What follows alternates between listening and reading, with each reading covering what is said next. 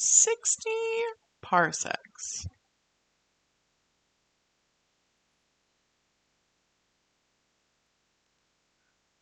Okay. Welcome to the Astro Citizen program. In order to ensure your comfort during your stay on the space station, please adjust the settings of your cabin. I'd like my cabin to be in English. Cool. Looks good. Pick an Astro Citizen. Oh, I like both of them. She looks a little frazzled.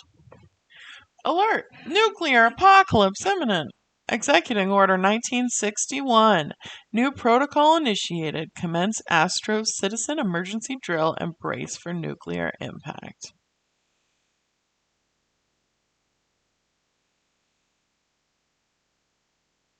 Something's happening. I've played 60 seconds. Not a lot. A few times. And that was really fun. So I'm optimistic. Once this... There it goes. Welcome to Icarus 13's... Oh, I missed it. Move, Astro Citizen. We don't have much time. Oh, no. Oh, no. Grab some soup. Oh, okay. Drop it into the escape shuttle. Where's the escape shuttle?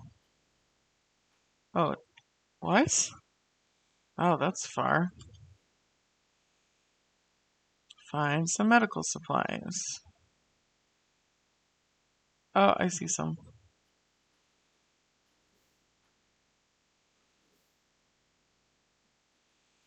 Oh, wow. Oh my god. This is a big spaceship. Ah!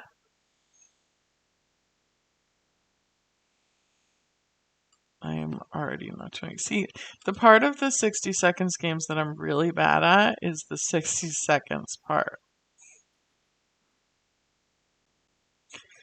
And also, clearly, I cannot find doors. Okay. Find the handbook. Let's get... Oh, there it is. Is that it? Head back to the escape shuttle. I went too far! As I just go back and forth between rooms. Okay. Find some crafting resources.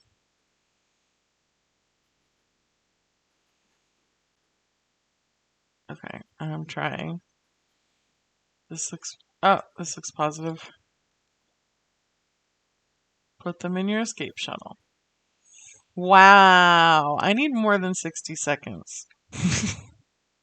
Can you imagine if this game had already started? I would be dead. I cannot run. Okay. Find a crewmate. Oh, there was a lady in here.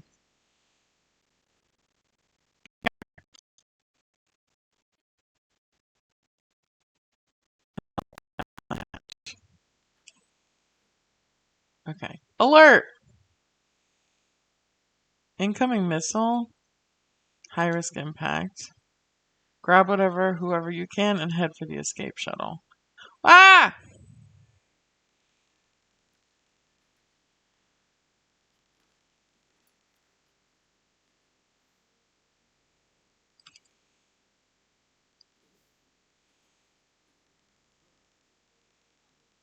Oh, I can't get that. Okay, let's just go. Soup.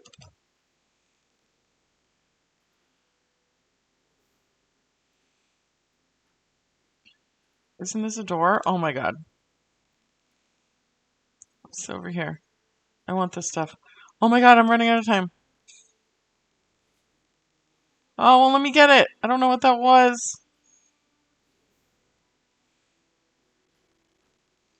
I was trying to get this soup. No! No! I'm gonna die, I'm gonna die, I'm gonna die!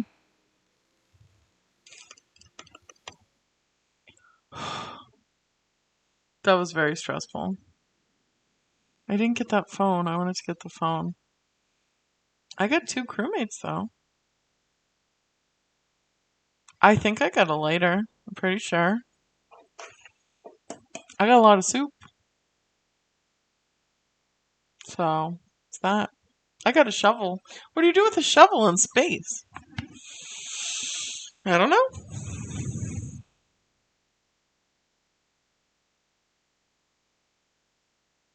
I feel like I could have done worse. But we'll see how it goes. I mean, it was my first try.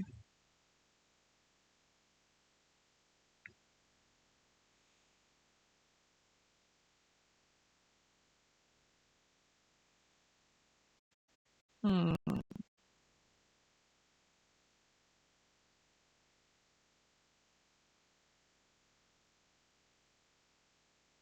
Day one.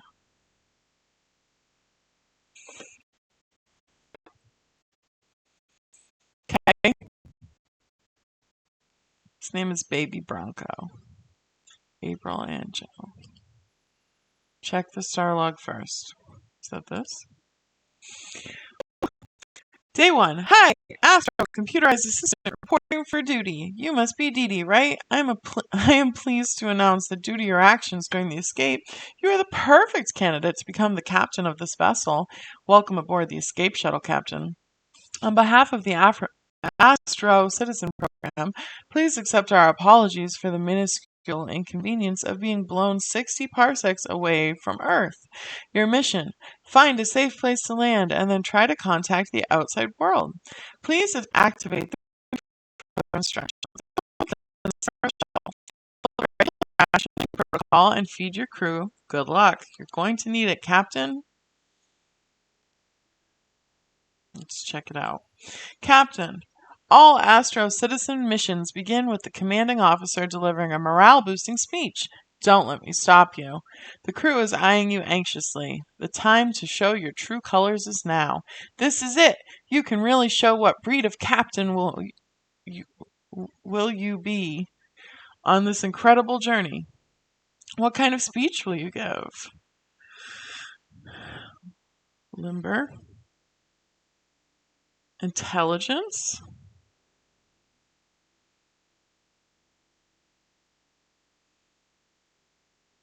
Let's be smart.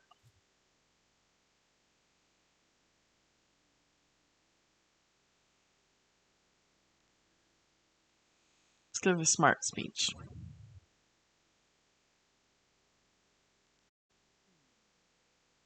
Oh, I see. You click on them to ration.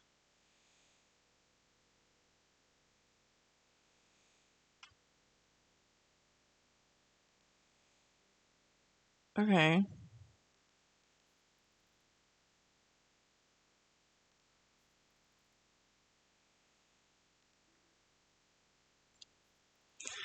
Uh, End day. I think we're good.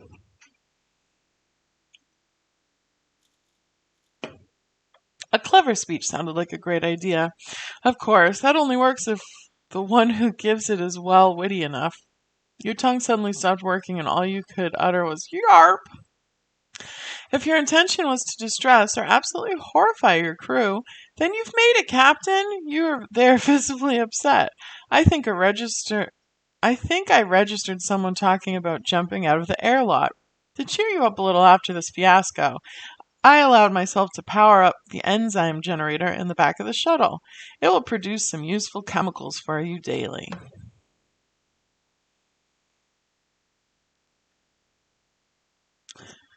Okay. This is definitely more complex than 60 seconds, but it's cool. Okay.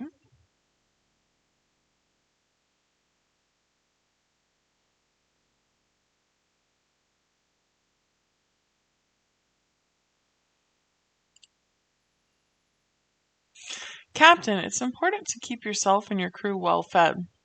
One portion of delicious canned soup is enough to sustain a human for a few days. Even one can could be the difference between life and death. That's why it's important to keep good inventory of your stock, unless you want to eat your own crewmates. Haha, that was a joke. Please appreciate it and laugh. Thank you for your cooperation, Captain. Who will perform the routine supply check? The only requirement is simple math. I realize I might be asking a lot, but I have a good feeling about this crew, Captain. What are they? This is a supply check.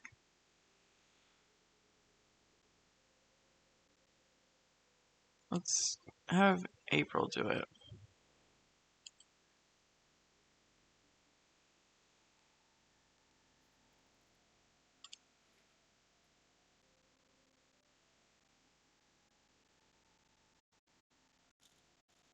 Good news, Captain. This shuttle came pre-stocked with an emergency food supply. Use it well. +3 soup.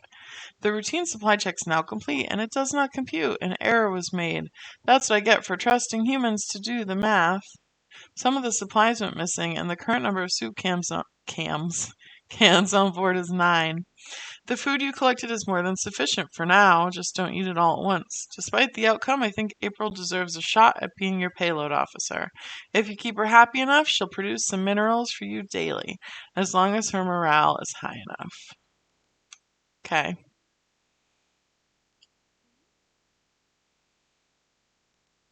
Alright, I think they're okay with it. Why is it not ready for the end of the day? What did I not do?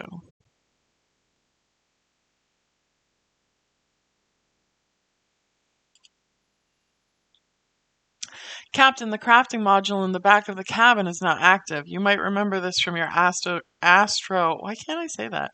Astro citizen training. This wonderful machine lets you create and destroy in accordance with the principle of mass conservation. All you need is a little bit of minerals, chemicals, or power. Use it to craft, recycle, and repair your supplies, as well as upgrade items and shuttle systems. Okay. Is it this thing? Yes. Items to craft. What is this? Should we make a sock puppet?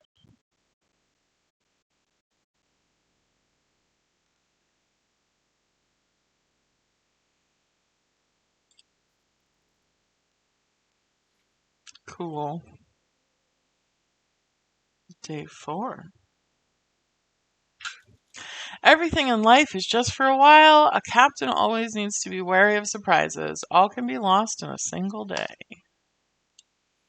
Space travel can be dull, but there are still tons of ways to make your own fun. Trust me, I live in a computer. Let's design a game. Your game will need a core mechanic, which could revolve around an item. Get creative. What kind of game will you design? Shovel? Lighter? Let's do a shovel game.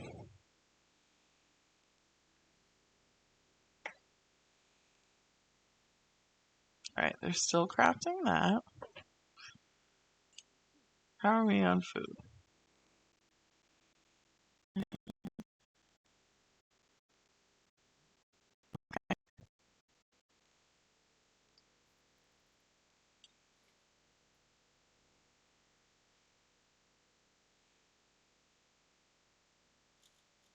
You designed your game around the shovel. The core mechanic of your game was tag. You being the captain were always it. You chased the rest of the crew around the shuttle, trying to smack them in the head. You played until no one wanted to play with you anymore. Still, the mood on the shuttle lightened. Crafting completed. New item available. Sock puppet. You should eat something, Captain. Baby would like to eat something. Burby.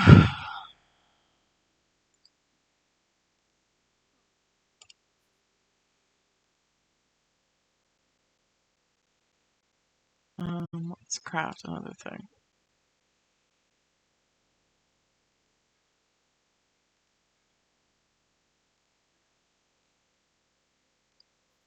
It's not ready.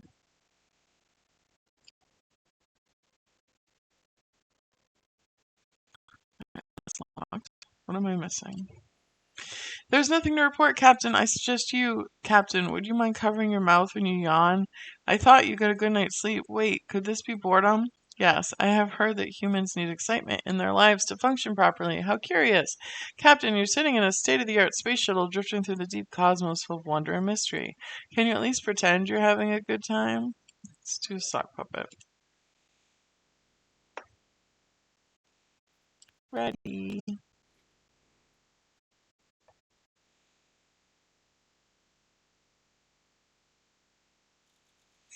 Yesterday started pretty slow and boring, but you managed to turn it around with a puppet show. The only puppet you had what? The only puppet you had was the sock, so it was more of a monodrama than anything else.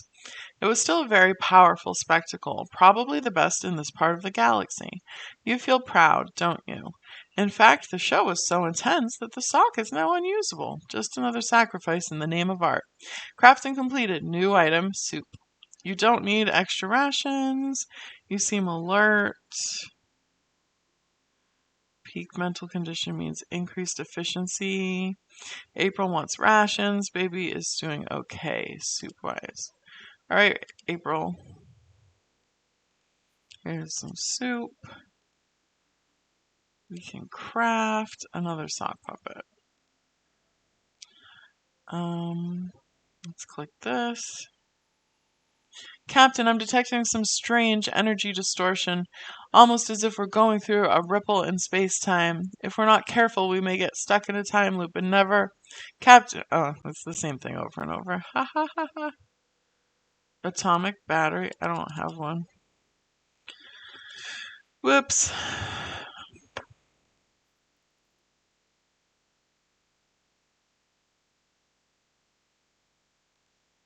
Here we go.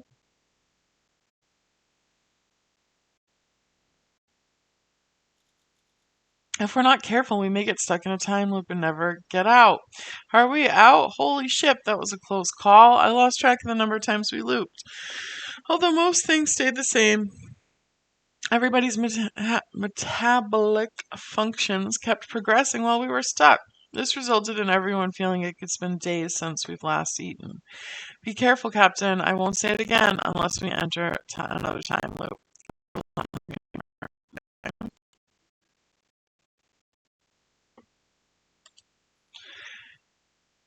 Captain, there's something that we need. Captain, can you hear me, Captain? Arg, you say arg in these situations, right? I hate raising my volume, but that malfunctioning body odor removal filter is making a racket. I think it's malfunctioning. Handbook? I don't know why we would use soup for that. It's still crafting. Alright, let's go.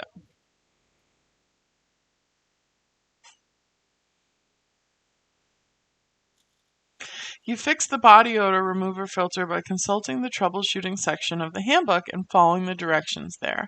Not everyone loves troubleshooting sections, Captain, but I do. Everyone on board could think clearer without that constant din drowning out every thought. Crafting completed. Now we have a sock puppet. You're not really complaining, Captain, but I know you're hungry. April's doing well. April's hungry. All right, everybody's hungry.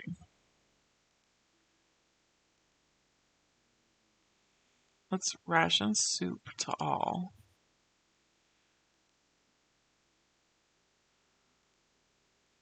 Oh no. Let's see. What can we recycle? I feel like, what if we need all this stuff?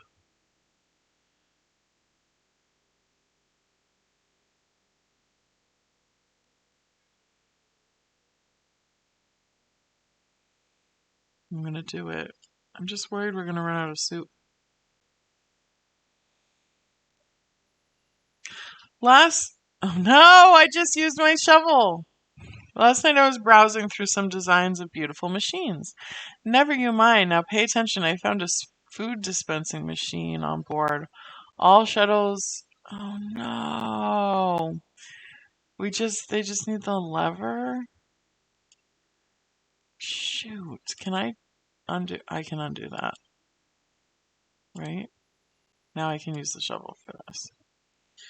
Alright, we're gonna see what happens. Alright. We'll see. Oh, Banging the machine mercilessly with a shovel was bound to bring results. If the handle hadn't wedged in place of a lever, I'm sure the vending machine would have fixed itself and put an end to all the noise. I'm so proud to be a member of your crew, Captain. Now just a little pull, and there you go, Captain, a brand new can of soup, straight from the vending machine.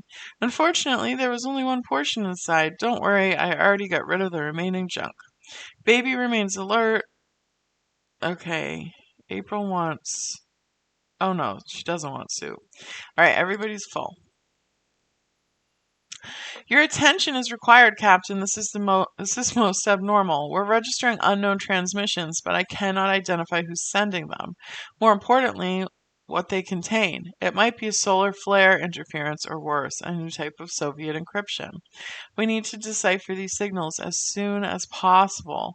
For all we know, our survival depends on it. Who do you want to put in charge of monitoring these communications? April.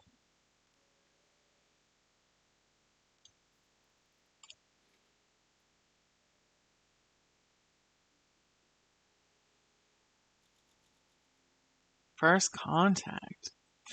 Goals updated. Check goals section for details.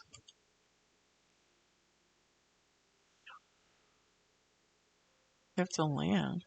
Captain, you need to see this. I'm not easily excited, but this is one of the greatest moments for humanity and human-made AI alike. We're not alone in this universe. The signals we intercepted were finally decrypted. They're alien transmissions, as in coming from other life forms. And no, I do not mean the Reds. It's something we have never seen before. There seems to be a number of intelligent civilizations in this galaxy. The signals are coming from everywhere. We can safely assume we're going to meet some of them sooner or later.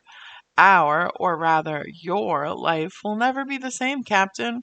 One of these digital signatures seems familiar, but the message itself is unclear. Perhaps when we get closer to its source, the transmission will clear up. The source is in outer space, at least a week from our current position. April still alert. Okay. Oh, gross! I thought it was just a cliche that cockroaches would be the only ones to survive a nuclear apocalypse, but it appears that a family of our hexapedal friends has hitched a ride with us. Captain, be careful. These roaches are bigger, smarter, and far more dangerous than the average representatives of their species. You could try to kill them or let them be. Want to go on a bug hunt? Yes. No bugs on my ship. Ew. Oh no. Do I want to kill them? They look like they could be smart. They're wearing like little helmets. What if we could be friends with them? I changed my mind. Now that I've seen them. Don't think we still don't have, we have to recycle.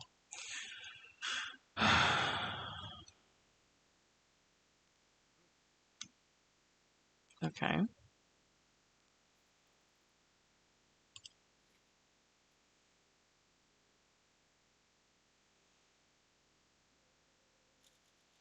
You didn't hunt down the roaches, instead opting to coexist with them aboard the shuttle. These are not your garden variety roaches, Captain, but the result of some top secret government experiment. They left you a gun, along with the following note. We can't eat this, so please take it. Love, the Petersons. Cool. See? That's good. Captain, I am detecting a troubling buildup of mental tension. Recommended course of action. Throw an epic party. I took the liberty of inviting myself. Invite the entire crew? But of course, the more the merrier, I guess. But how about we invite someone new, eh, Captain? Someone you don't know. Or we make ourselves a new companion. Yes, how do we do it? What is that? A mask? A sock puppet.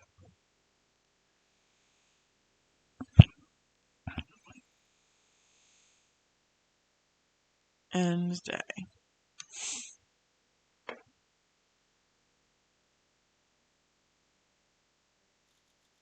That was one super party, Captain. I loved how you put a sock on your hand yesterday and pretended it's a person, a mysterious Dolores, apparently. You've had quite a lively debate with it, too. Well, desperation breeds unexpected chatmates, doesn't it? I found it a little weird when you started arguing with the sock and eventually tore it apart. You've got quite a temper, Captain. The important part is you blew off some steam. You remain quite alert. April's alert. You should eat something. April wants to. Okay, everybody's hungry.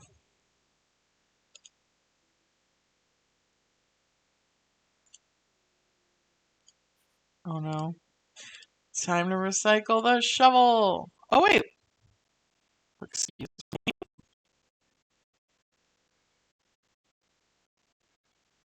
What is this? Oh, a phone. It's cool. What's this? An artifact. All right, let's do a phone. Because we should have enough soup. We found a small metal box in one of the compartments that do open.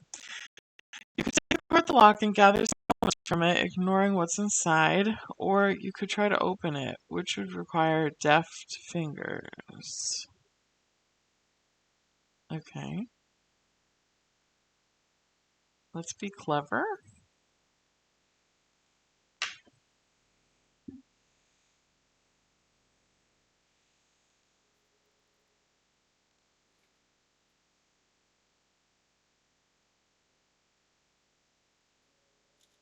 You carefully dismantled the lock on the box you found in the shuttle. The box being useless now, you turned your attention to the parts of the disassembled lock. The parts weren't as useful as we hoped, but the lock was powered by a battery, which you separated without a hitch. Crafting completed. New item available. Okay.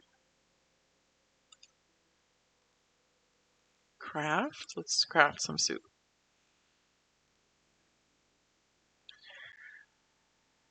Make a decision. Ma'am, something huge has cropped up on my scanners. A dark, swirly skied planet lies directly in our path. It's covered in a giant storm. But beneath the dark swirls, my scanners detect hazy, indistinct heat signatures in a multitude of structures. A thunderous world is probably an improvement over this mind-boggling empty vacuum. Should I initiate the landing protocol, Captain? Let's do it.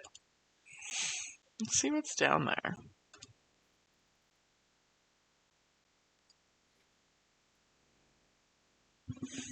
Here we go. Day 14. Phobanos. Goal failed. Investigate the source of the mysterious transmission. Goal achieved. Find an appropriate landing spot. Goals updated. Check goals. Okay. On our descent towards the storm-ridden planet, it was clear that this wasn't a normal storm. It was ubiquitous and dark, like a blanket of swirling shadow. It was a bumpy ride, but you landed our craft on a safe spot on the planet. The only loss was our communication equipment, which was fried by atmospheric electricity on the way down. From down here, it's clear, however, this isn't any kind of storm. This is something else. This planet's surface has experienced a number of wars, nuclear or otherwise. We'd best be wary while exploring, Captain. Baby's still alert. Crafting completed. Captain, the expedition module in the back of the cabin has been activated. If you want to survive here, someone has to go outside from time to time. We have to secure more supplies, and soon. Let the space colonization commence. Okay. How do I do this? Oh.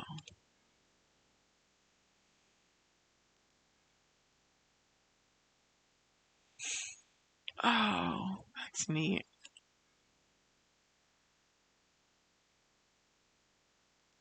Huh. Mm, I think we want to go to Radio Zone. We're going to send him.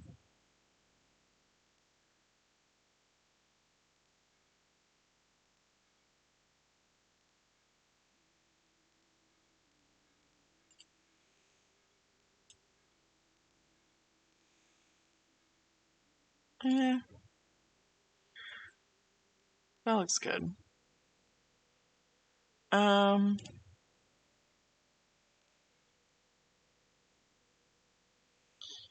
don't know.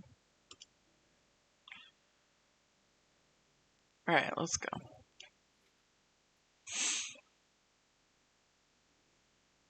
Day 15.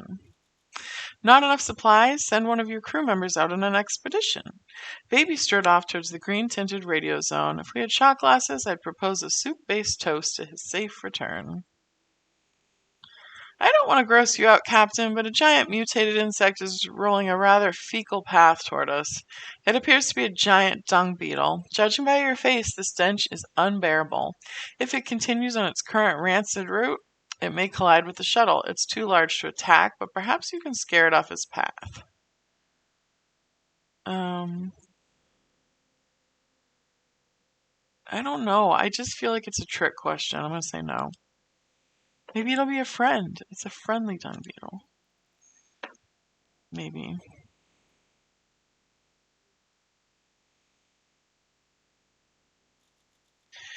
You crossed your fingers and stood aside as the giant dung beetle rolled towards the shuttle. It stopped a few meters short, antennae quivering in the air, and left in a different direction, leaving a trail of dung behind it.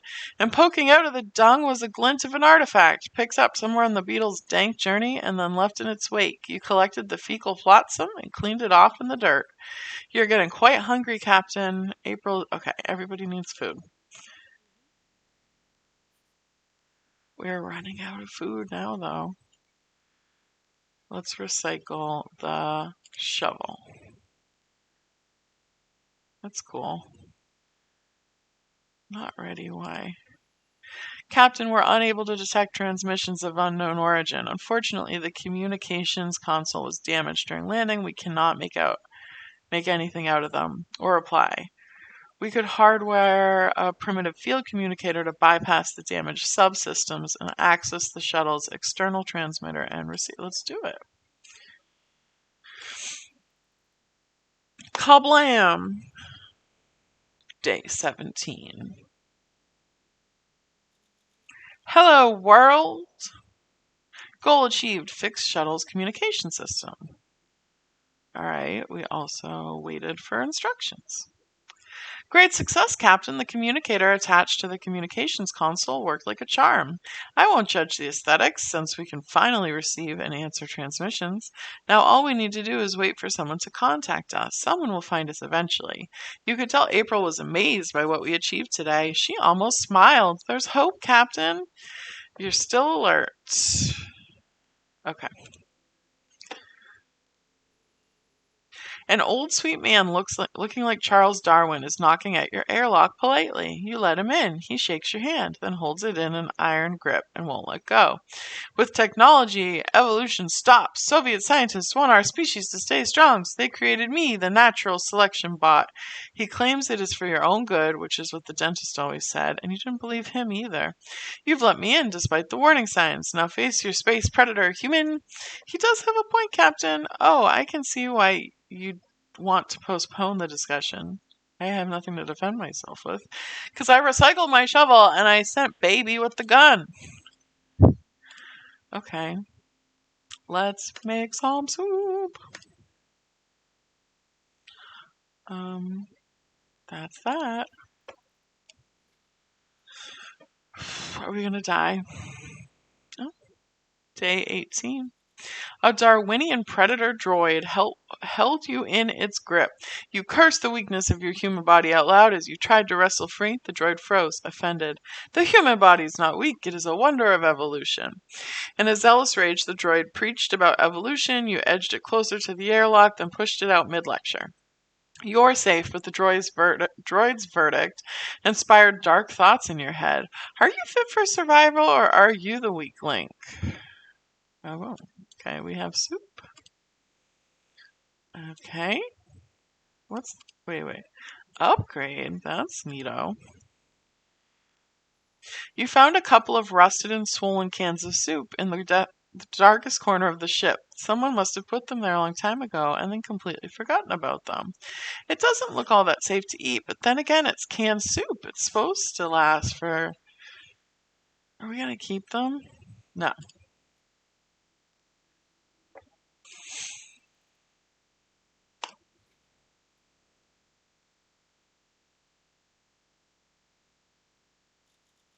That ancient soup you found looked really old. I mean, like pyramids old. You threw it out and never looked back. Well, okay, maybe you did, like once or twice. Probably not more than 3 times. Baby made it back from the radioactive zone. He's a bit worse for wear, a bit peckish, and rather shaken up. Sadly, Baby breathed in a lot of radiation out there. He wheezed. That he's fine. I don't believe him. Undetectable gravitational anomalies crushed Baby, giving him some nasty bruises. Turns out Baby was plagued by a giant guinea pig out there in the wasteland. Thankfully, his sidearm scared it off, although the gun melted a little due to the radiation. Baby did manage to collect a plethora of chemicals in the polluted wasteland. The fact that you can find soup out here will never cease to amaze me. Anyway, Baby picked up some soup on the way. Okay, so... Baby is hungry. You can have some soup. She's doing okay. She's doing okay. Let's craft stuff. A sock puppet. And... Captain, that family of sentient roaches you showed mercy to have really made themselves at home here on the shuttle. The Petersons are currently renovating their roach hole to include a white picket fence, complete with a mailbox shaped like a miniature nuclear bomb. All the noise from the construction is making it difficult for you to sleep. The Petersons may understand if you ask them to politely keep it down. It's never good to let bad feelings build up between neighbors. Will you speak to them? Yes, good communication is very important. There's no progress without difficult conversations.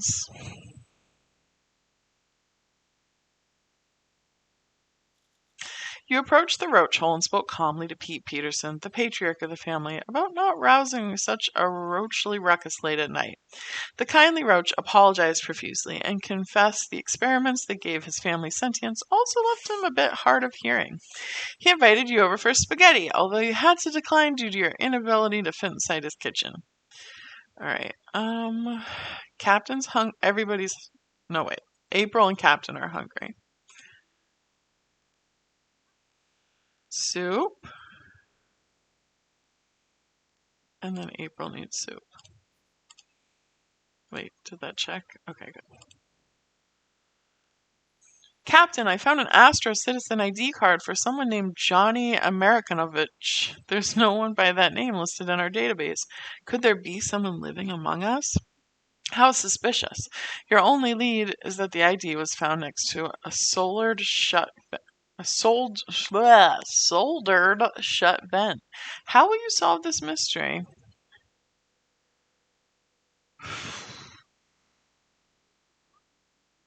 Let's do strength this time, because we're going to rip open the vent. I would think. Day 21. Mysterious whistle.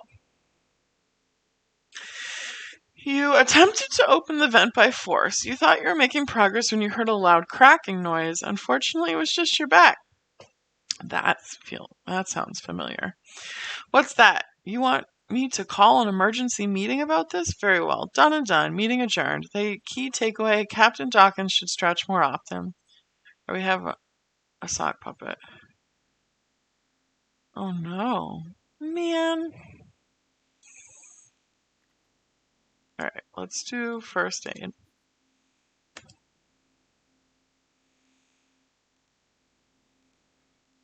Soup.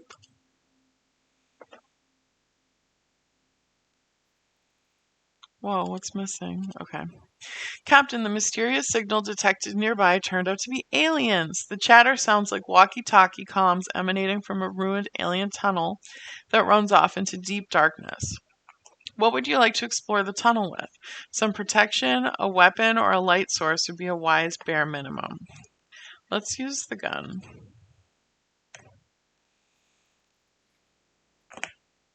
Let's use the gun.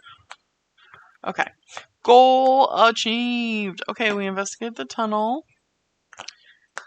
Not long after you left to explore the tunnel nearby, gun in hand, an explosion rang out and dust billowed forth from its dark mouth. You came stumbling out, bleeding and bruised. You found a warped train platform and met some phobians who didn't like the gun you hoisted. They fired upon you and destroyed the tunnel you were in. Close call, Captain. April's still alert. Baby still considers you his friend. Crossing completed. Injuries have healed. Okay. Cool. An alien vessel is approaching. Their ship is rigged with a light show synced to the music they started blasting as soon as we opened comms. Captain, they're playing rockabilly. Your crew is already grooving to the beat. The aliens claim to be of the Dance Lord tribe and are searching for the best dancers in the galaxy. They've challenged our tribe to a dance-off, specifically a sock hop. If you don't accept, they'll vaporize us with their ultra-high frequency speakers. How will you defeat the Dance Lords? Flexible. Let's be agile. I imagine that's going to mean we're going to dance. I feel like let's do first aid. And then we'll do soup next time.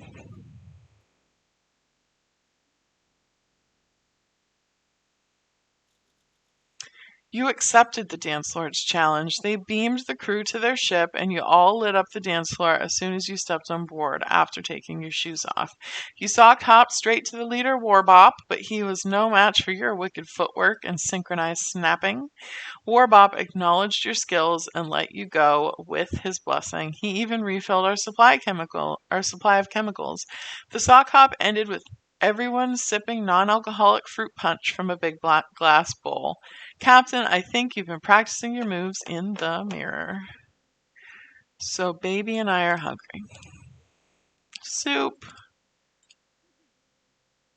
Soup. It's still crafting. Looks like we have a leak, Captain. The sprinkler system went haywire and now everything's getting wet.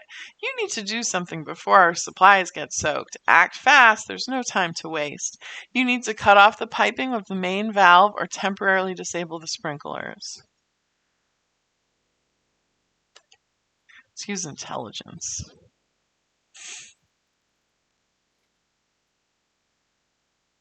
Day 24. The flood yesterday was about to turn the shuttle into a space hot tub. Before you figured out how to stop it, everything's wet. You're wet. The supplies are wet. Even I'm wet. Most annoying, Captain. Some of the soup cans got washed away. Oh no, are we out of soup? And the ship reeks like a wet cat. If my molecule density sensor is making any sense, it could have been worse, but let's not do this again. Oh no, April's hungry and I don't have soup for you, April. Oh no, sorry, April. Interesting news, Captain. It appears that there is a hollow space behind one of the wall panels. A hidden room, maybe? A secret stash? It would be worth checking out. What's your approach to finding out what's behind the panel? Let's use agility. I keep forgetting I can send people out. Let's send April out.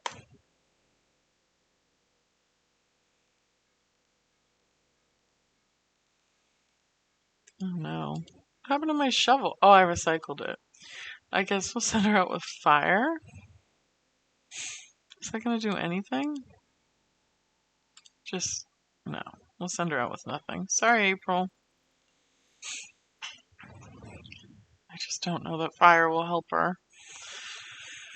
Yesterday you reached a hidden space behind one of the wall panels. The only way to get there was through the ventilation shaft, but thankfully you were nimble enough to fit in and exit through the other side.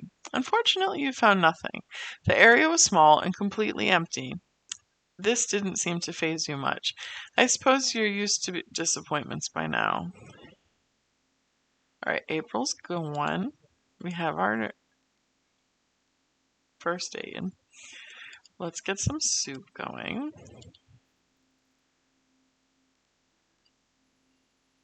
A masked creature from Silo 476 approaches and states they'll be making an attack on the evil Phobians in Vactrain Central in a few days. Crucial to their plan is a drill to tunnel between the stations and ambush them. They have been low on power for years, and the drill demands 100 megawatts to function optimally. Share power with Silo 476. I don't have power, so no. Day 26. When the little Phobian asked for power to make the drill attack on Vactron Central, you had to decline. If we had another opportunity like that, we'd best take it if possible, ma'am. The Vactron system could connect us with endless wealth and resources. All right, we have soup. Can we make more soup, though? Captain, there's been a sudden loss of energy from our non-essential systems. I've backtraced the leak, and that's that family of roaches again, the Petersons. They found a way to reroute our electricity. The stolen electricity is being used for Patty Peterson's new vanity mirror, which her loving husband Pete Peterson is building. How will you address this? With the atomic battery.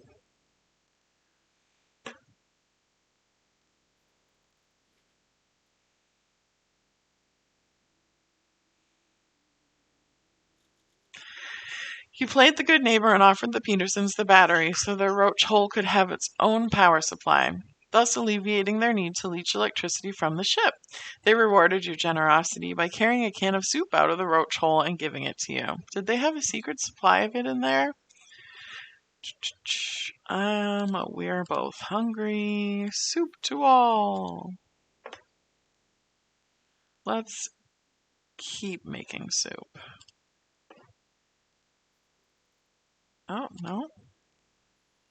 Captain, stop dancing immediately and listen. This is a crisis. You're not a sailor on Broadway, although I must admit, you improvise beautifully.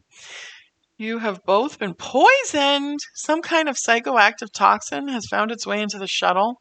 Might have something to do with the airlock being full of you know what. Yes, I know the colors sound pretty, but if we don't do something about it now, you may suffer permanent damage. First aid kit.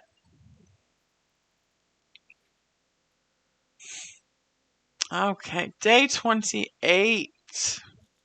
You acted swiftly, removing the toxin from each and every surface. I didn't even know we had that much disinfectant on hand. You looked like a poster crew for the Astro Citizen program, jiving and singing in unison as you were cleaning. The toxin finally wore off and the smelling salts kicked in, but I recorded you dancing for posterity. I promise it'll make you famous. You're in peak physical condition, Captain. All right, so baby... Crafting supplies completed. All right, we're not hungry. That's good. Should we craft? Oh no, we don't have enough for soup. Let's craft tape. Ma'am, I've detected a wormhole signature on board. Parasites have worked their way up your nose and into your bodies. We need to get them out. Will you use some tweezers to try and pull them out, or exercise your knowledge of invertebrate organisms to think of a cure? Let's think of a cure? I don't know, tweezers up the nose does not sound like the way to go. But that's just me. You showed impressive recall while dealing with those worms up your noses, Astro citizens. You remember that certain salts can act as a toxin to nose-based parasites. You scraped residue from my shuttle saline containers, and you both snorted the lot. You both felt much better soon after. You might worm your way into the Astro citizen history books with that one, Captain. April came back, Captain. The town to the south turned out to be a settlement built around an unexploded warhead. Law in the settlement is played fast and loose. April came back with a bloody nose, ravenous and pretty shook up. She said the would-be lawman in Warhead Town gave her a bit of a bother. The bruises do the talking. The greasy river that runs through Warhead Town sweats oil, and to April's delight, chemicals good for crafting. She gathered a slew of the least gross stuff. Okay, we have chemicals, tape, soup. A strange place, Warhead Town, but well worth visiting. April's wanderlust has been quenched one way or another. All right.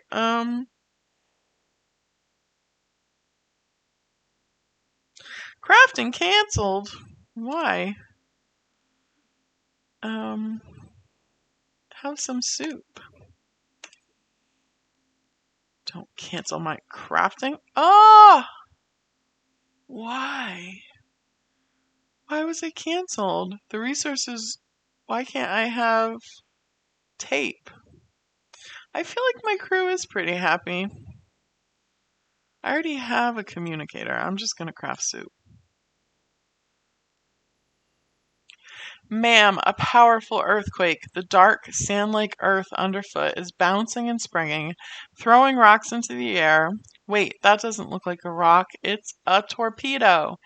The undetonated nuke, the pre-war relic, has been thrown into the air and landed on top of the shuttle. It could detonate any second. Will you use your intellect to think of a solution or get up there and decharge it with a power cable? I feel like definitely has to be agility. I just feel like I've had bad luck. Oh yeah, it did have a star. Anytime I use anything but intelligence, I've had bad luck.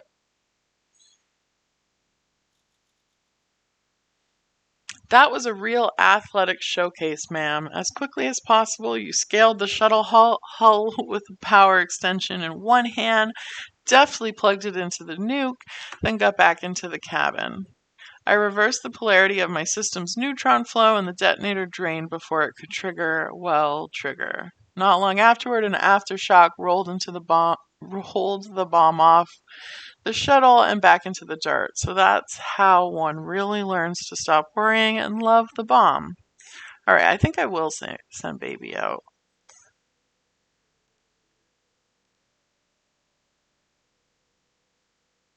I haven't gone to the glade yet.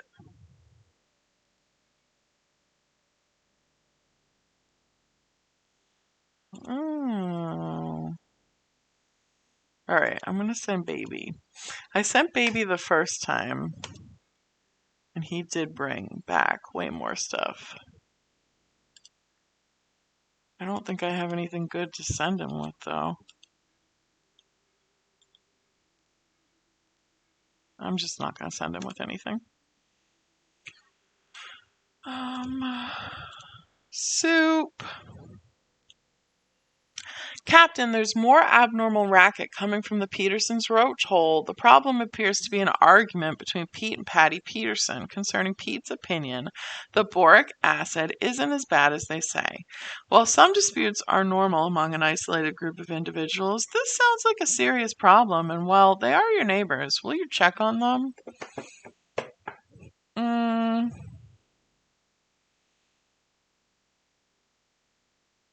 Yes, I'm going to check on them.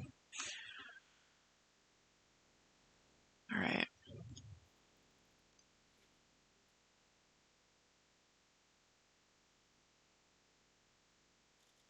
You helped Pete and Patty Peterson work out their domestic dispute. Pete was so grateful. He even invited you over some time to play a few tarsi of Texas Hold'em, but you declined, citing that you were too big to fit inside their home. You felt better about improving your relationship with the neighbors, though. Baby went for a stroll into the vast, strange northern forest. Let's hope he doesn't enter any gingerbread houses. You're still quite alert. Look at you, Captain. You're healthy as a horse. Crafting completed. More soup. All right. We need to have soup.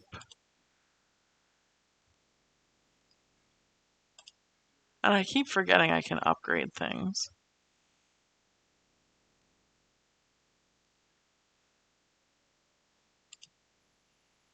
Captain, there's a huge construct of some kind approaching the shuttle. It's neither animal nor robot. It's made out of moving crystal lattices, like a giant walking crystalsaurus. Oh, that was one hell of a hit. The crystalsaurus slammed into the shuttle and is currently scraping the hull open with its claws, but I don't know. I think it's trying to extract our minerals. Captain, how will you stop this? Let's use the gun. I forgot forgot I still had the gun.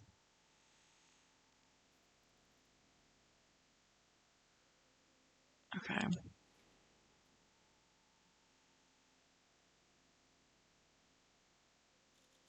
You fired a warning shot at the Crystalsaurus's feet. It was a grazing hit, but it worked. The Crystalsaurus roared and galloped away. The shot blew off enough stuff from the Crystalsaurus's foot for us to harvest it for resources. Woohoo! I need more than a communicator.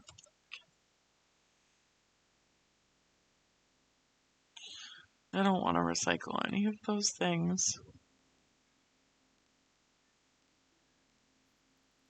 Oh, I always forget about this. The Phobian hermit approaches again and asks about power for their drill. This time he anxiously rubs where his ears would be and constantly shifts from foot to foot. Back drain's important. Time limited. Back drain central battering defenses. Please power. They seem worried, ma'am. Provide them with 100 megawatts worth of energy for the drill. No, because I am letting the Petersons use it for the vanity mirror.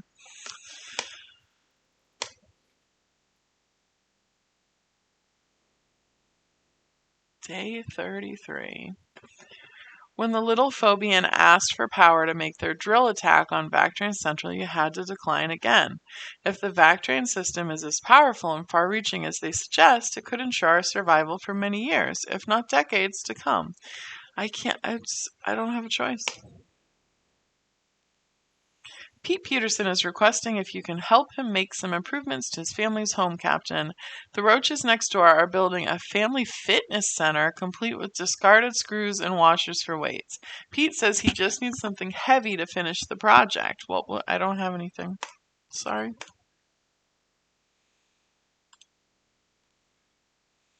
Yeah, I'm still not doing that.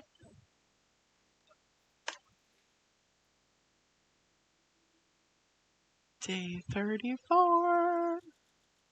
You did not give the Petersons anything to finish their latest home construction project. Unable to finish the work without the proper tools, the Roaches were forced to put the project on hold. You remain exponentially healthy.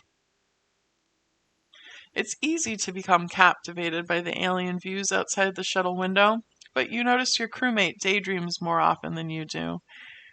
April simply can't stop staring at the stars. She's at it again. Do you feel like talking to her about this?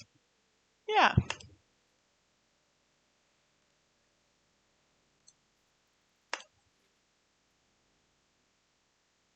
Day 35. Baby's back.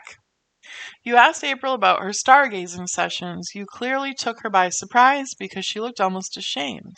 I've always enjoyed watching the stars, even though my papa said it was a waste of time and my brothers laughed at me, she eventually explained, eyeing you with distrust as if bracing for a negative comment. She then invited you to look at the stars with her. You spent quite a while trying to guess which one was which and naming the ones that had clearly never been observed by human eyes before. It was nice. Baby has returned from his jaunt to the eastern glade. He is limping a little bit, famished after the journey, and a bit freaked out. You get comfortable as he begins to tell his story. On the journey, Baby was struck by a fragile falling tree or two. He's in a bit of a state. From the bottom of a shimmering pond, he scooped a number of valuable minerals. Okay. Where does all this soup come from? It's the greatest mystery of the universe and everything. Anyway, Baby found some soup outside. What an eerie but fruitful experience. In spite of the spookiness, Baby is safely back in the nest.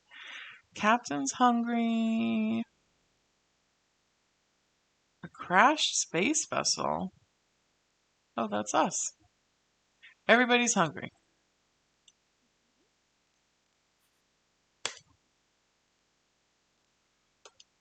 Soup. Ma'am, one of the crew spotted something strange in our neighborhood. A space ghost floating toward our boat with purpose? Are we carrying anything mysterious that might be... Yes, the artifact. Okay. I don't have resources to upgrade anything. Huh. Okay.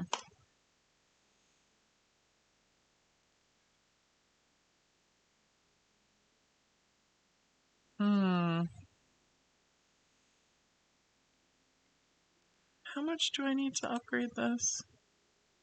25 is a lot. I would have to recycle too many things.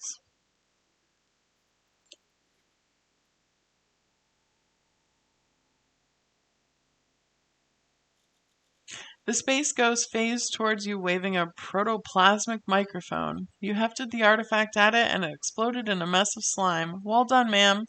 Who else would the crew call in a ghostly situation like this? Okay. Let's go,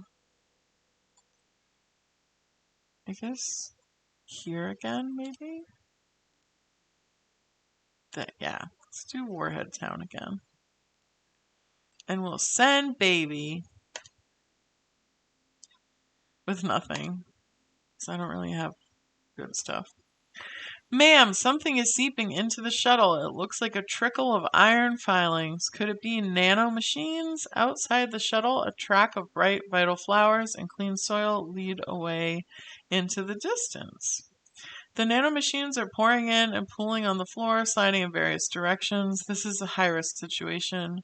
Shall I continue letting them in? What if there's something cool?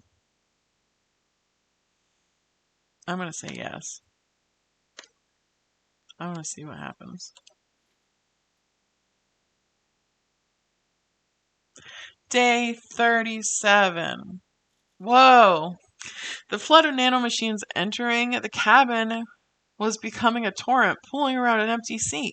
You decided to wait and see what they do. They begin pulsing up into a huge, shimmering mound and begin taking the shape of a human.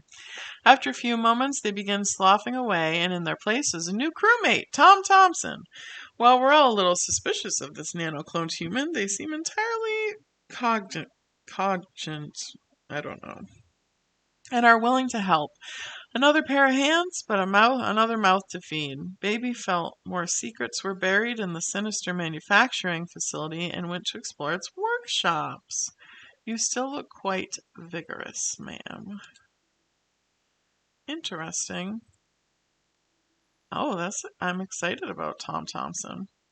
Captain, a troop of aliens with clipboards are bashing on our door. They're all heavily mutated with some wonky limbs, with some extra limbs, one with no limbs at all.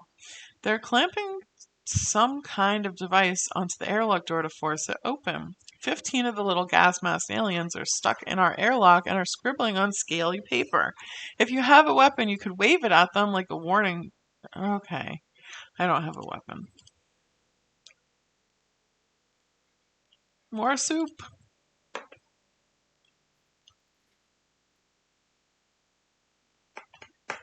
Day 38.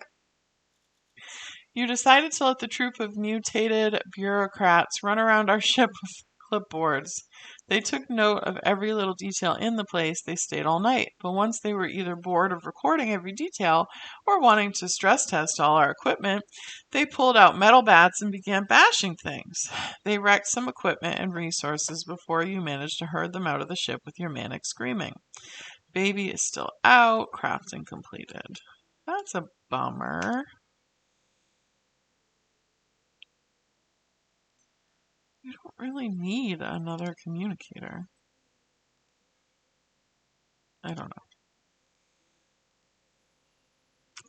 Over a hillock nearby, you found a strange car-like vehicle with a scrappy humanoid robot mulling around it. The bot appears to be a recycling droid, picking up bits of dirt and mushrooms, consuming them, then vomiting them back out. It appears to have been here for a long time, its joints rusted and busted. It repeatedly plugs itself into the vehicle to no avail. Should we jumpstart the vehicle's engine? I cannot.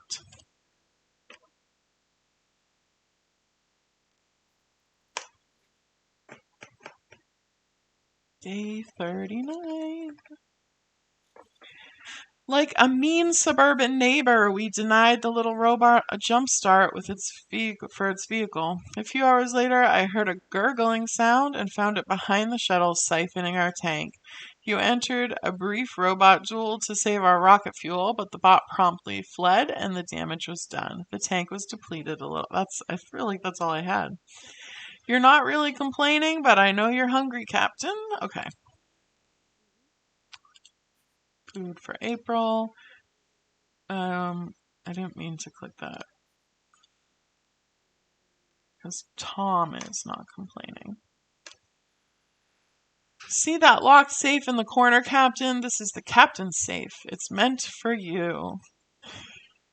Tom Thompson is very smug looking. You have the code, of course. No, does not compute. Were you really appointed the captain by Astro Citizen Command? I will give you the benefit of the doubt for now. Since you don't have the code, will you try to open the safe by force or rely on dexterity? Alright, I see the star this time.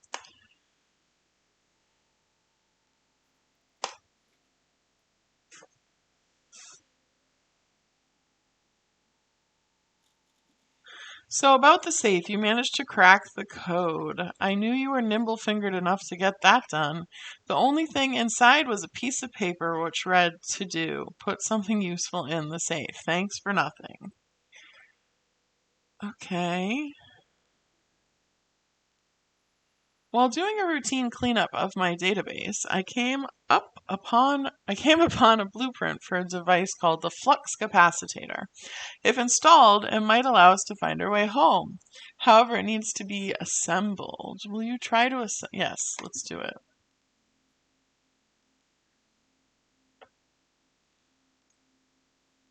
Yep, still.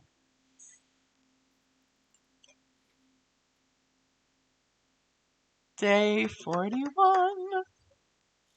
Uh-oh. You were trying to assemble the flux capacitor yesterday when things went terribly wrong. One false move caused the contraption to explode. You got injured, but thankfully you weren't teleported anywhere or any when. Baby came back, Captain. The town to the south turned out to be a settlement built around an unexploded warhead. Law in the settlement is played fast and loose. Baby came back with a bloody nose. Ravenous and pretty shook up. I've definitely have learned not to fix the flux capacitor again. He said the would-be lawman in Warhead Town gave him a bit of a bother. The bruises do the talking. All right, chemicals. Oh, we got another communicator. We got more soup. I am hurt. Okay. Baby needs a lot of things. All right, so baby needs first aid and soup. Tom needs soup. Okay. Ma'am, one of the crew has pointed out another one of those pillbox-like bunkers that litter this planet nearby. This one's top has been blown open, as if something detonated inside. You poke your head in to find a giant empty storeroom. It would be easy to get lost in here. Test your mental mapping skills or try to climb a particularly tall unit for a vantage point. Mental mapping.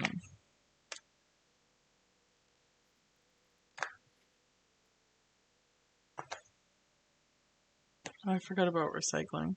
Or not recycling, crafting. The crew watched you stroll into the nearby alien storage facility confidently, knowing full well you'd navigate the dark shelves and leave safely. You emerged 5 hours later, empty-handed and furious. Around 10 feet up, however, you became paralyzed with acrophobia. It took an hour for you to talk yourself down. Still injured. Okay.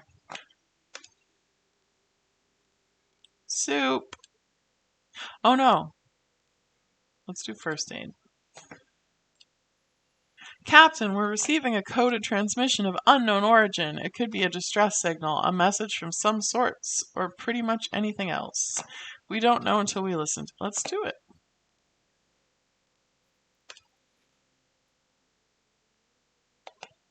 Day 43. We've received a transmission yesterday. Turns out it was a message from another group of survivors, lost in space, pleading for help.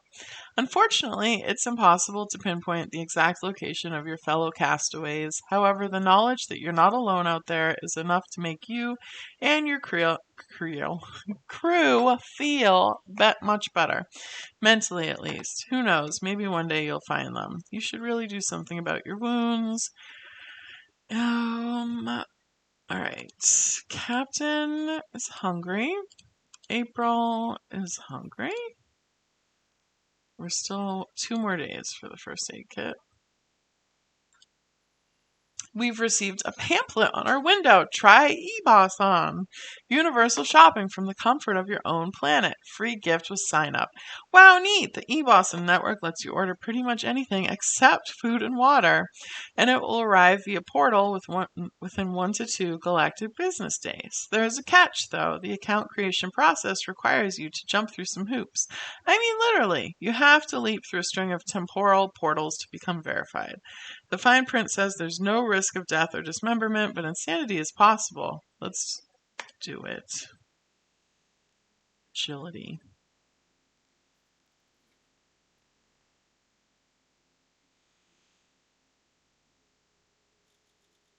Goal achieved. Okay, cool. You touched the floor and quickly sprinted through the eBosson sign-up portal, disappearing into the dimension breach with a flash of blue lightning. The shuttle rocked and you popped out the other side of the portal unharmed. The fine print of the pamphlet expanded to show that it would take 1 to 2 galactic business days for your verification to process, at which time you could begin your universal shopping experience. The pamphlet then expanded again to define 1 galactic business day as 525,600,000 minutes, or 1,000 Earth years. Finally, the pamphlet scanned the shuttle to see if you qualified for the promised free gift and determined you did not. When you asked why not, the pamphlet said you'd violated the terms of service, but refused to explain further.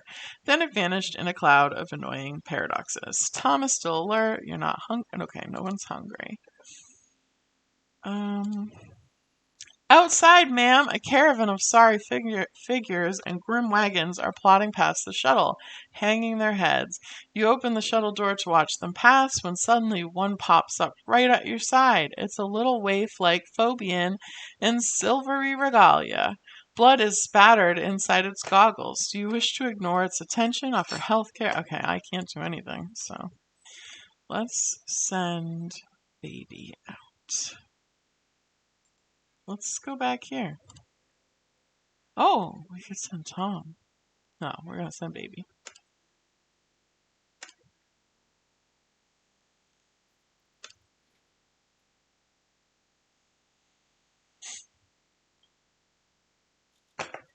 The creature from the plodding caravan looked at you and thrust a plastic data bank into your hand before turning and leaving with the rest of the troop.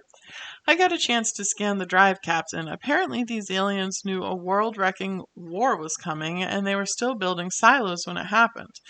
In the decades since, they have never taken off their suits and have mutated to reside in them. I don't know whether to feel pity or fear, ma'am. Okay, so baby's gone. We crafted a modern first aid kit.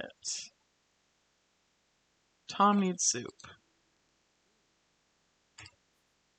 Soup. Soup. Captain, there's been this constant interference in our comms as of late, like musical notes playing on repeat. It's starting to become annoying. You could do something about it, but it might just stop if we keep ignoring it. Who should deal with this conundrum? Tom!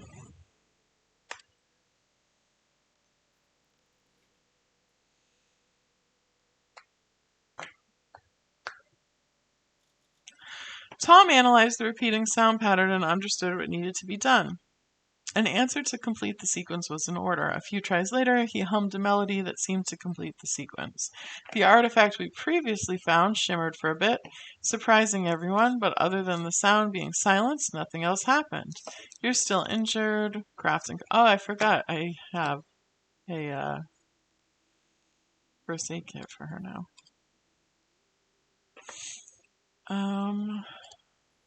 I can't map the surface of this planet. Phobos is a toxic, war-torn ruin. You'll need good maps, but something's jamming me. When I try to access the system, I get this message: you're trespassing my domain. Pay tribute or die. Regards, the Watchman. Ugh, it's some kind of territorial entity. Perhaps X-Security. Will you give it something? Give it something? I'm going to give it a sock puppet.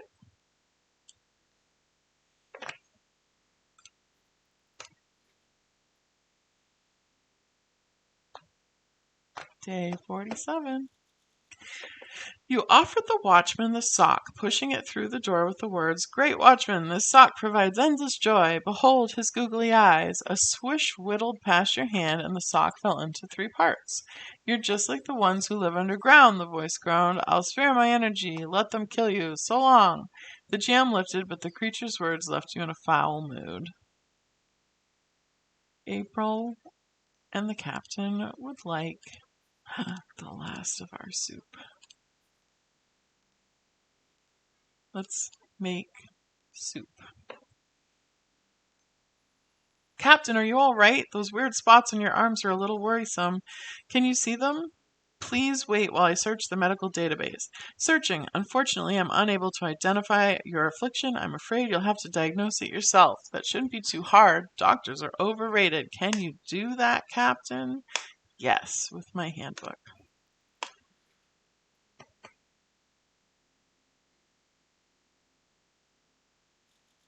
Weird spots appeared on your body yesterday. Luckily, you found a solution in the handbook. The spots were the first symptoms of a potentially dangerous and highly shameful ailment. At least it was easy to cure. All you needed to do was follow the step-by-step instructions in the handbook. Captain, my sensors are detecting groups and individuals circling our shuttle at regular intervals. This is most upsetting. All right. Tom wants some soup. Oh, I don't have soup. Sorry. Oh, wait. There's a soup can right there. I do have soup. We came across one of the planet's apparent inhabitants. The alien, carrying a heavy-looking case, entered a nearby bunker-looking structure, and you followed. He left his armor-like suit and the case on a rack with a multitude of other suits and cases. The alien was apparently taking a shower. Act fast! Will you snatch one of the suits and run, or force a random case open? Let's snatch and run.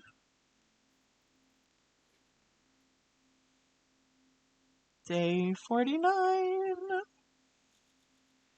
Your foray into the alien bunker went well, Captain. You grabbed one of the armored suits and got out of there quickly. The bunker door swung shut and locked behind you. They had plenty of spares. They probably didn't even notice one went missing. Once back at the shuttle, you tried the armor on for size. It might not be perfect, but the suit roughly fits your frame. The armor is sturdy and will surely be useful in the future. Baby came back, Captain. The town to the south turned out to be a settlement built around an unexploded warhead. All right, we've read this before. We have some new stuff. Baby's hungry. Oh, yeah, I don't have a first aid kit. All right, so baby needs food. Let's craft a first aid kit. I still don't, yeah, anyway. Captain, a crewmate spotted a blue veiny fruit growing out of the crack in the ground nearby. It's pulsating slightly. Should someone give the fruit a try? Normally I'd refrain from leaving such a rash and irresponsible decision to a human, but there are some empty stems nearby. Perhaps it's edible. Let's have Tom try it.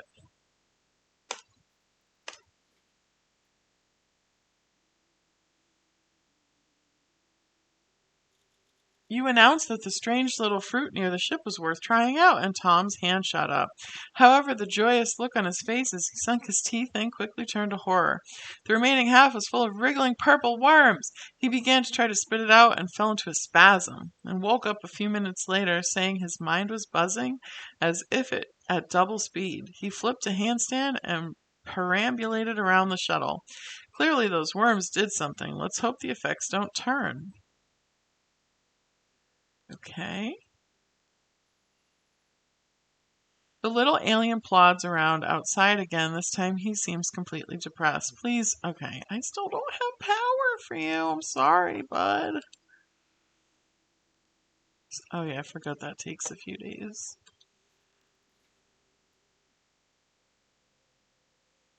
Day 51. What?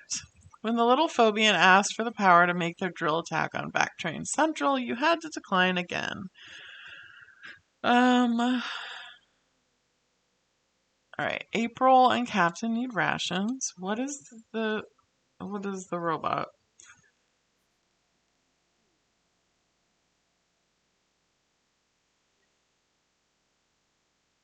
Oh, I don't have soup for her. One more day on that. Captain, what was that? That sound? I'm detecting foreign metallic objects in our hull. Oh my ram, it's a death robot squad. They must have followed us. They are coming to get all of you carbon-based life forms. One of them boarded the shuttle. Stand your ground, Captain. All I have is the battery.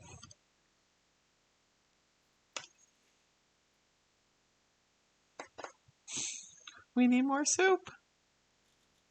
Astro citizens, legs up. Now, Captain, fry those bastards. Good job. Pardon my language, but sending a gigawatt of power through the hull can make an AI say some things.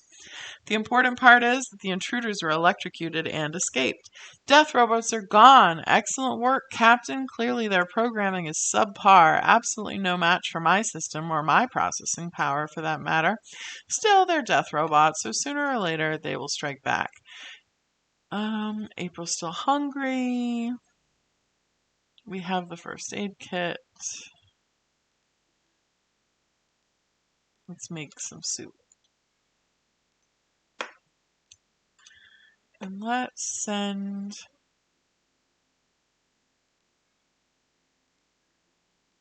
baby out again.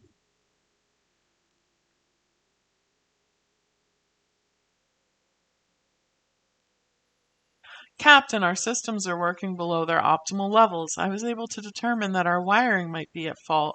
I suggest you take a look under the proverbial hood and fix the wires before a malfunction occurs. The wires are stuffed in a dark corner, tangled and dusty. You will have to figure out how to fix this by yourself. I trust your instincts, not that I have a choice. I'm going to do intelligence.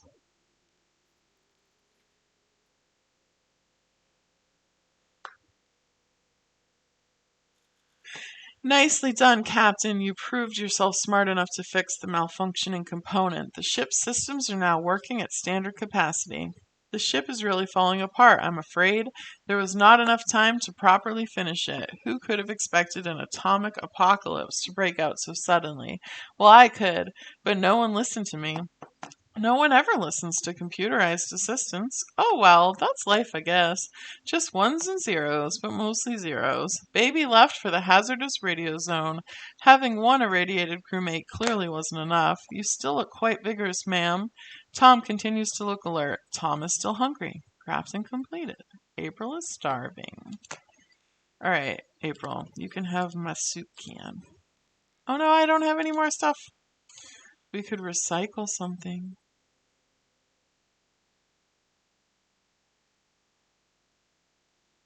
Let's recycle. We never use the lighter.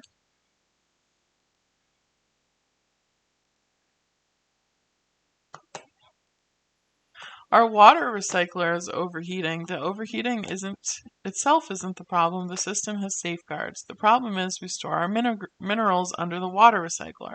I'm worried that any minerals there, even leftover traces, could melt or boil if exposed to too much heat. That could be hazardous. A manual reset could work. All right, let's just do it.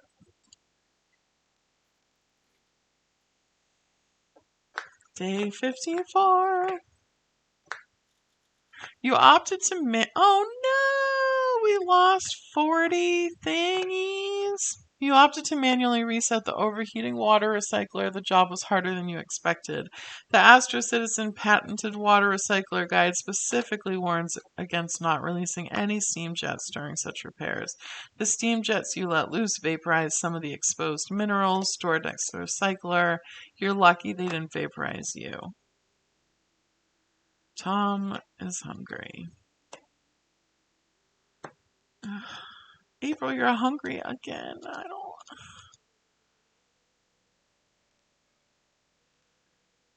Okay. Captain, I found something interesting on the surface of the planet. Looks like somebody passed their time by playing a supersized version of tic-tac-toe, but never completed this particular game. The game pieces consist of minerals that we could use. Now, I'm not one for ruining someone else's fun, but I think the winner is clear by looking at the board. So they shouldn't mind if we mess up their O's and let's just take them.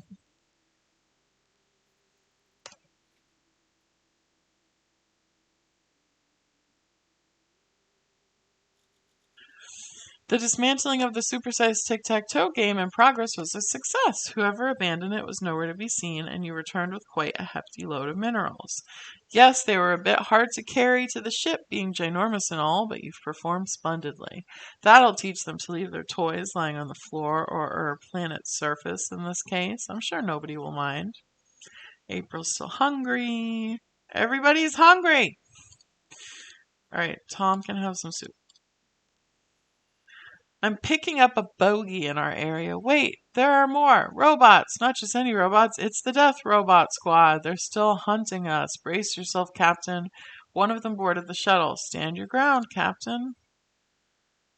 Let's do this again. Day 56. Astro Citizen. Okay, same thing as before. Death robots are gone. Excellent work. Alright, this is all the same as before. Yeah, I know everybody's hungry, but we don't have any soup. We're receiving a signal from deep space. It seems to be a pulsar, except its pulse isn't like anything I've ever seen before. Pulsars are neutron stars with an extremely fast rotation. They emit beams of EM radiation that can appear to be intelligent in origin, but this one is intelligent in origin. Do you want to decode the message? Yes.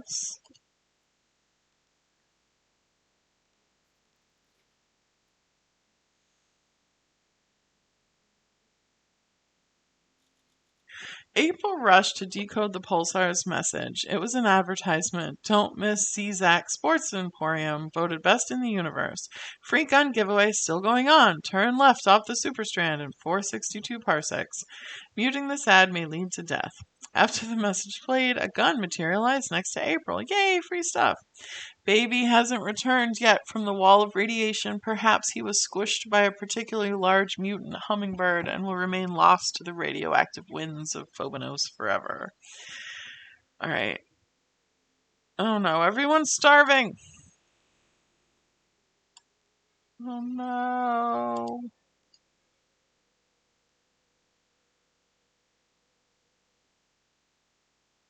I don't know. Let's recycle the tape. What's that you're drawing, Captain? Is that supposed to be ham? I understand you're fed up with soup and you're reminiscing about Earth food. I would advise you don't go down that road. Here, I have a useful program for just the occasion. It's called Everything is Not All Peaches and Cream. It should help you focus your mind on other things. Let's do it.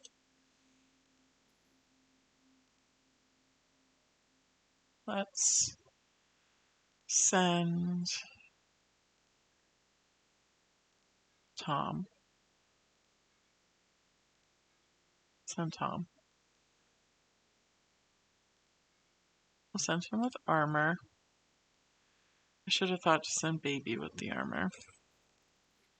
That's okay, though. Day 58. Success, Captain. Your culinary urges have been kept under control. We spent the afternoon talking about things other than food, and then circled back to agree on the many merits of tomato soup.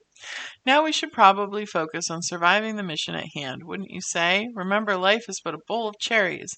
I'm not sure what that means, but my programming tells me it should make you feel better. Tom left for the hazardous radio zone. Having one irradiated crewmate clearly wasn't enough. Soup time! We found something interesting, Captain. There's this lonely statue, a tentacled creature, shaped vaguely human-like, with hands outstretched as if in a religious blessing. The inscription is barely legible, but it says something about an honor and service to a higher cause. The way the statue cups its hands downward reminds me of something. Ah, yes, of course. It's almost exactly the shape of your head. What a coincidence. It's a stretch, but perhaps there's a reward in sticking your noggin in the statue. No. I feel like I would die.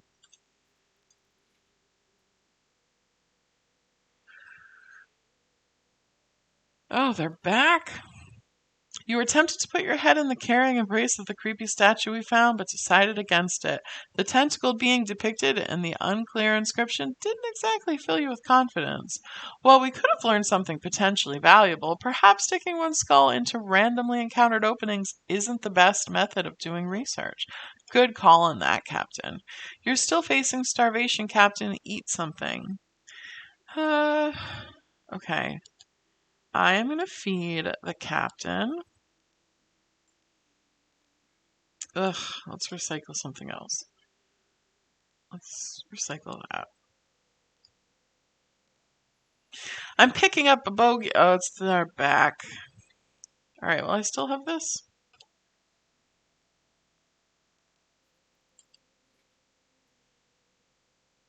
Day 60.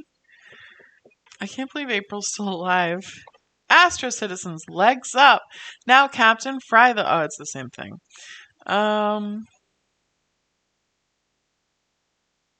Okay. More soup. I'm a machine and machines cannot hear voices. The voices that I'm not hearing right now are getting very loud though. Oh, you hear them too? My weight sensors are picking something up as well. A two-dimensional species, that explains why my cameras miss them. Quite vicious, I gather. With one decisive yell, the voices are approaching fast. The air inside the door looks very empty, yet very hostile all of a sudden. How will you defend us? Let's use the communicator. Day 61. A two-dimensional species attacked our ship. You chose words instead of violence. Immediately, a stream of accusations flew from the communicator. The voices claimed you were prejudiced against the no depth. Unflappable, you apologized for all three-dimensional beings. They were touched, called you both flat in spirit, and vowed friendship toward the depth dependent. Your stomach feels rather empty.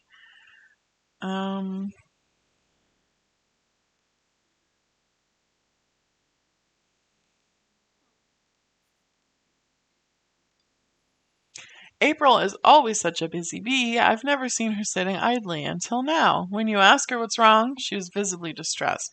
It's my favorite screwdriver. Captain, it's missing. I can't find it anywhere. It's lost for good. April is many things, but helpless is not one of them. That tool must be very important to her. Also, we can't have loose screwdrivers lying around the ship, could we? I don't know what this will do, but let's do the communicator.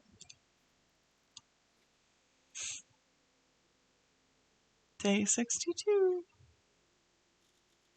Do you remember where you saw it last? You asked April about her screwdriver. She shook her head. Can you remember what equipment you were using at the time? Maybe communicator? Her eyes lit up immediately. That's it. Thank you so much, she cried joyfully and quickly collected her tool from inside a small panel. It was a gift from my papa. He gave it to me on my 16th birthday, she explained, carefully weighing the precious screwdriver in her hands as if she was holding a piece of delicate china. All right, so Tom is back.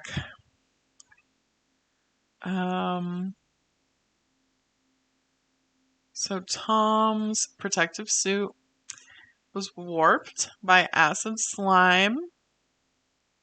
He was mugged, but he did get some chemical samples, an artifact, and a gas mask, and soup. Tom wants soup. Tom, okay. He needs soup and first aid. We don't have any more soup. Let's make some more soup. This planet's crust appears to have undergone a multitude of drastic traumas because over a hill nearby, you find a broad chasm running to the world's core, a toothy rift in the tectonic crust. Most interestingly, on the near side of the chasm is half an angular alien bunker. Its counterpart is mostly on the far side and in ruins, but a cable runs between the two, linking up to a small, safe-like object on the far side. Do you wish to tightrope walk over to the container or attempt to pull it over? We're going to go with agility.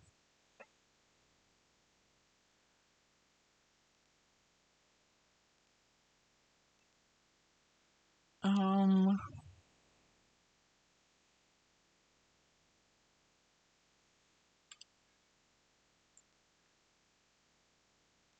April it is. She's the only one that can go.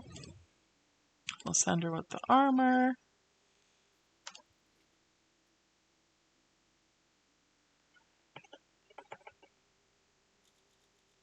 A human on a wire, you deftly tiptoed across the crevice near the shuttle. Without a wobble, you approached the safe, which turned out to not be a safe. It turned out to be a fridge. An empty fridge. At least if another bomb goes off in this world, you know where to hide. Okay, April's gone. Tom is full. Okay. No. Let's craft another first aid kit. Alright, the little alien wants power, but I don't have any power for you.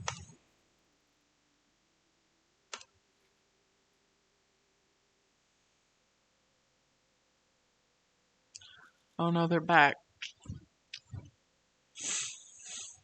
Alright, this is the same old. And this is...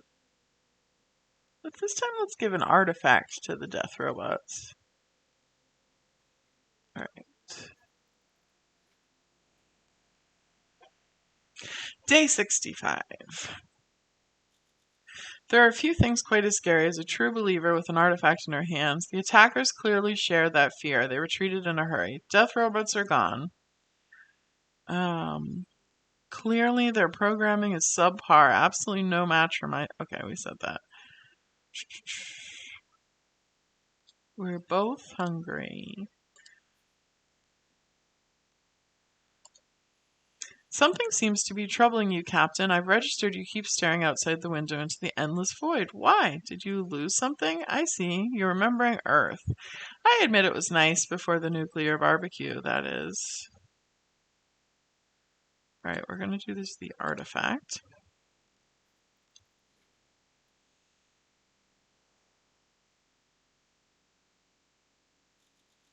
You've been worried about something, Captain, but it seems those troubles are behind you. I'm not surprised by your choice to find comfort with the Astro Citizen issued Astrifact. It is guaranteed to resolve any and all of your emotional issues. I can't tell if it was the mumbling to or the juggling of the artifact that helped, but I'm glad to see you're doing better. Alright, we have a first aid kit. Let's craft some soup.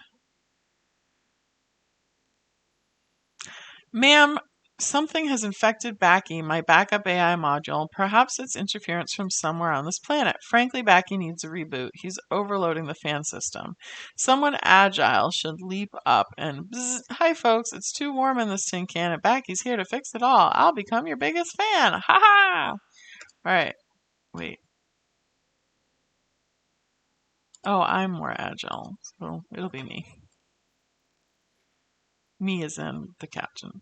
I assume I'm the captain. That was a close call, Captain Dawkins. Backy had malfunctioned and was overspinning one of our fans. Crewmate Thompson boosted you up and you yanked the fan's housing. The blade slowed to a stop. I must keep a tighter leash on Backy in the future. He's more of a superficial intelligence. Alright, April is dead.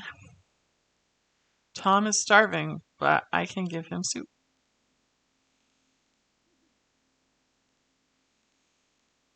Alright, we can't make more soup, so we can upgrade. Let's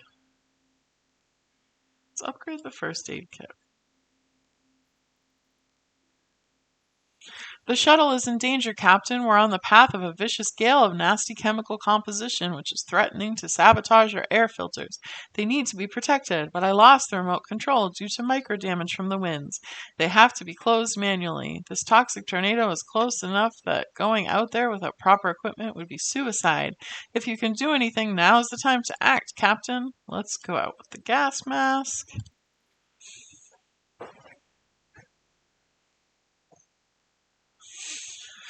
Oh, the robots are back. That was a close one, Captain. It's a good thing you had the proper gear to get out there and manually close our air filters. Even with your mask, braving the toxic winds wasn't something you'd like to do ever again. The shuttle will get a bit stuffy before I have the chance to filter in any fresh air, but it beats suffocating to death. Once the winds pass over us, we'll reopen the filters and things will return back to normal. Tom remains alert. Upgrade complete. Okay.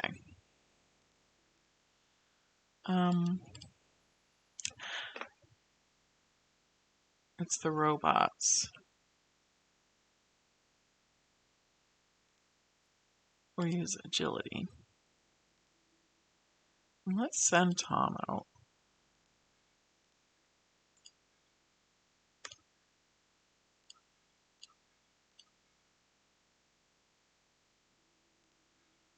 Oh yeah, I forgot we have that gun.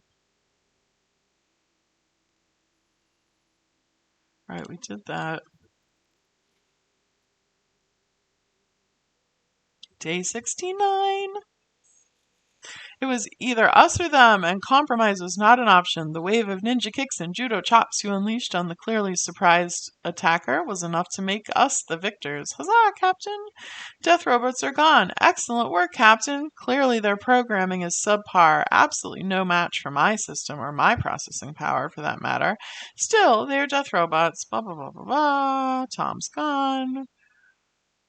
We don't have any food, though, so... Warning, warning, we have a breach. The ship is about to be contaminated. I'm engaging all the emergency protocols available, but my efforts appear to be useless. This contamination cannot be avoided.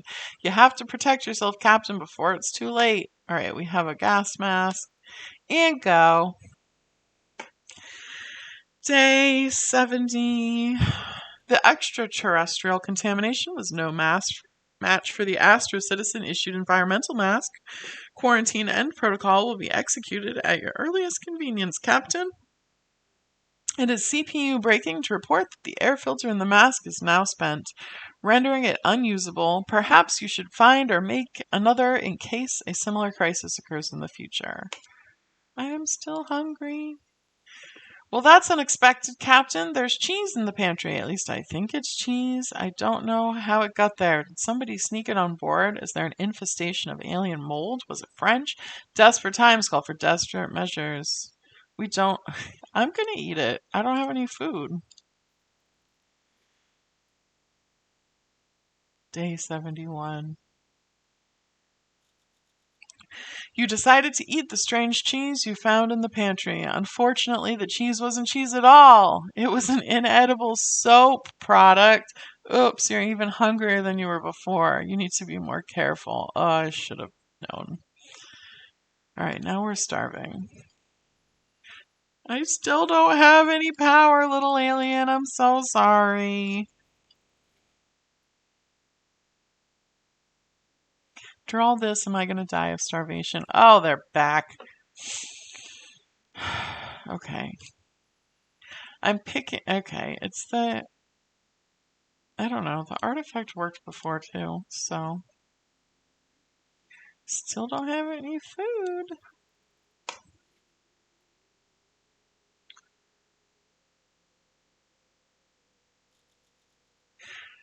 Alright, so we've already read the artifact stuff. Tom came back, Captain. The town to the south turned out to be a settlement built around an exploded war. Okay, we already talked about this.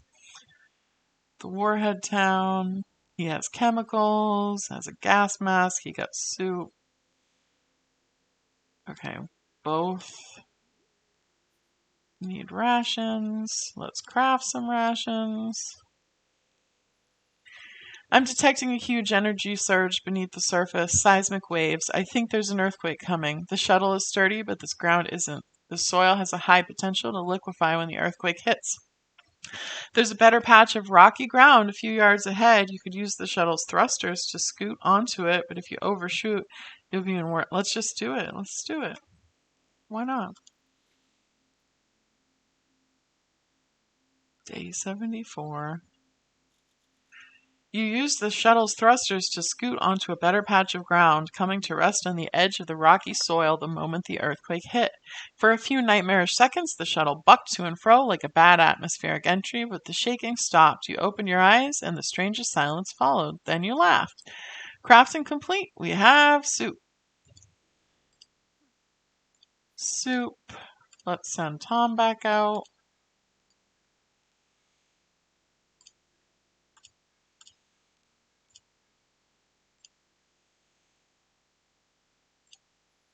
Captain, where are you, Captain? I can't see you. It appears we've suffered a blackout. You may wish to turn the lights back on before attempting your daily tasks. Let's use the battery.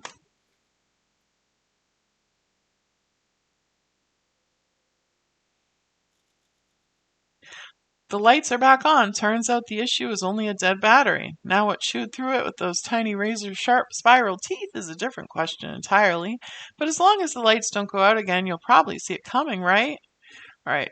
We lost our battery because of that. Something's going wrong on the ship, ma'am, or on the entire planet. Look out the window. A huge mushroom cloud has erupted on the horizon, but it is frozen, stock still. It also appears to be raining safety pins and bottles of ointment. Reality's getting weird on Fabonos, ma'am. Until this anomaly passes, you'd better do something to keep yourself grounded. The artifact appears to be untouched. Okay, let's try the artifact.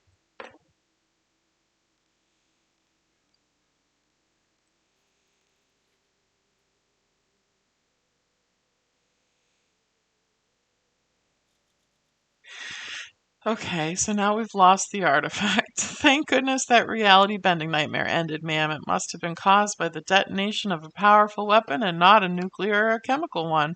Throughout the ordeal, you decided to focus on the artifact on the shelf, which was behaving remarkably normally. The artifact looked completely normal at first, but then you could swear it started moving. The statue's hand or leg, whatever cows have, raised and pointed to a small hole in the shuttle wall. You took the wall panel off and found an armored vest inside. Okay. We now do not have anything for the death robots.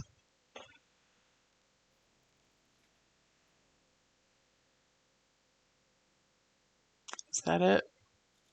The end. They're gonna kill me. So sad. You decided the best weapon against any attacker was a charming smile. It was charming indeed until you got punched in the face and went down. These are tough circumstances, you know, about to be terminated by a death robot. I don't envy you. There's not much I can do. So if you don't mind, I will side with the enemy this time around. I mean, they're robots. I am AI. That technically makes us techno-cousins or something like that. Anyway, it was good flying with you, Captain. Enjoy the rest of your life while you still can. You are still quite alert. Tom's okay. You're gravely hurt. I'm dead. That was fun, and I lived longer than I expected. This, I would say, you perished! Yay! Day survived 77. I feel like this was easier than 60 seconds. And it was really fun. I mean, I like both, but I feel like this was really fun. I feel like they added, some more layers, some more complexity to it. It was cool. So I'm into it. I had a good time. I'll probably play it again. So anyway, thanks for hanging out with me. And I will see you next time.